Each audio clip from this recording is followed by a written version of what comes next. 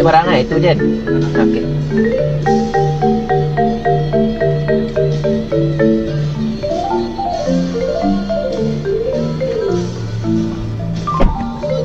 Nani? Yang tahu mana teratai? Adik?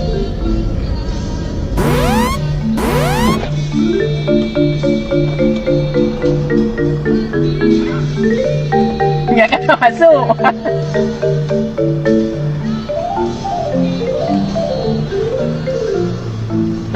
Ingat kena masuk.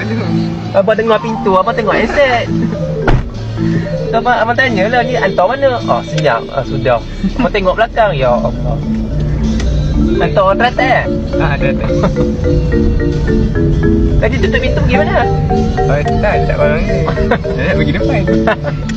Abang tak perasan. Ada abang laju je. Quran.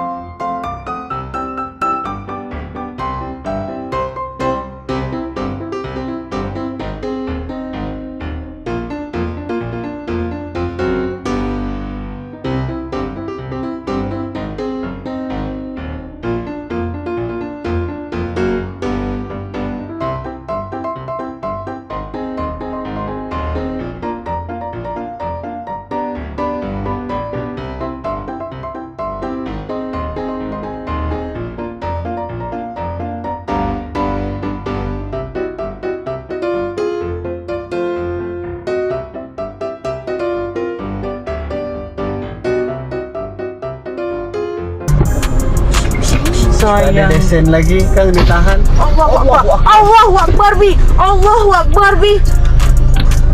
Bi anak kecil bi. Bi anak kecil bi. Mana? Allahu Akbar bi.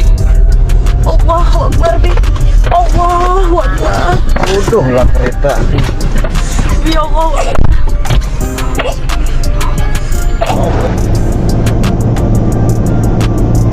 Sebuah bas telah memandu dengan keadaan laju sehingga tidak sengaja melanggar sebuah kereta berjenama Hilux, di mana kereta tersebut telah menghentam seorang pakcik sehingga mengakibatkan kemalangan tragis.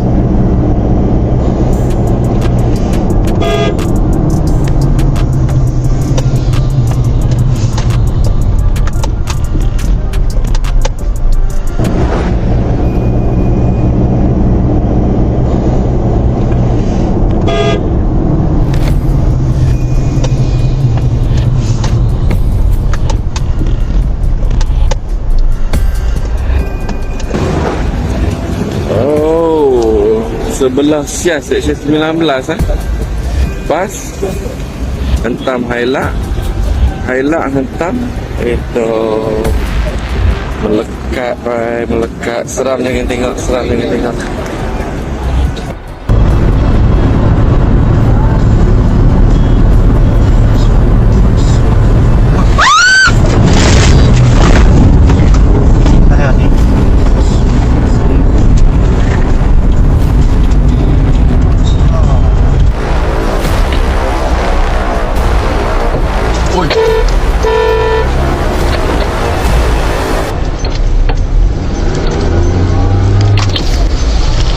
Woi bro, hati lah sikit. You lancar lah buki bang.